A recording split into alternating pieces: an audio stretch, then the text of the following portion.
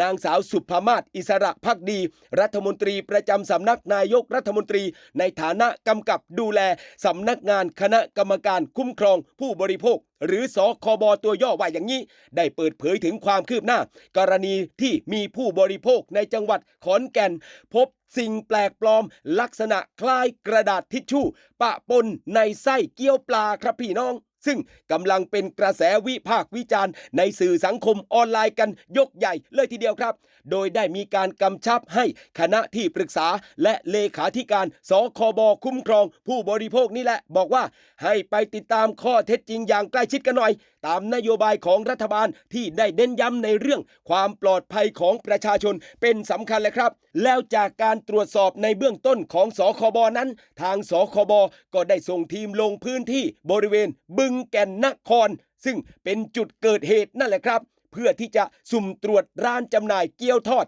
และเกี๊ยวนึ่งเกือบ30ร้านด้วยกันแต่ว่ายังไม่พบความผิดปกติใดๆทั้งสิ้นแหละครับแล้วทั้งนี้ทั้งนั้นได้สั่งการให้เจ้าหน้าที่เร่งติดต่อผู้เสียหายเพื่อรวบรวมพยานหลักฐานให้มันชัดเจนโดยเร็วที่สุดแล้วครับแล้วนอกจากนี้รัฐมนตรีประจำสำนักนายกรัฐมนตรีได้กล่าวอีกว่าเนื่องจากกรณีนี้นั้นเกี่ยวข้องกับความปลอดภัยของอาหารการกินของพี่น้องประชาชนซึ่งอยู่ในอำนาจหน้าที่ของสำนักงานคณะกรรมการอาหารและยาหรือตัวย่ออยนี่แหละครับตามพระราชบัญญัติอาหารพุทธศักราช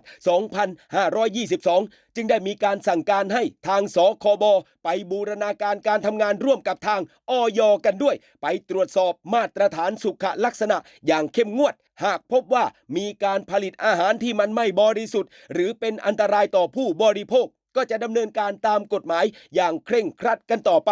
พร้อมทั้งยืนยันอีกแล้วครับว่าทางสคบก็พร้อม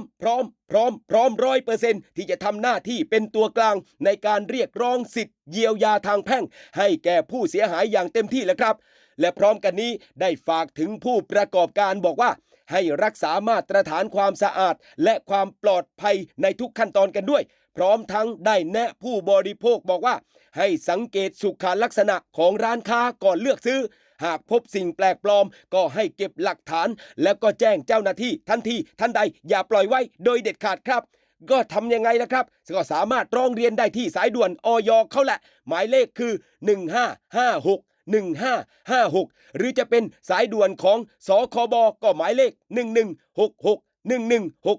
หรือจะเป็นช่องทางออนไลน์ของสคบทุกช่องทางอันนี้ก็แจ้งได้ทันทีทันใดเช่นเดียวกันครับพี่น้อง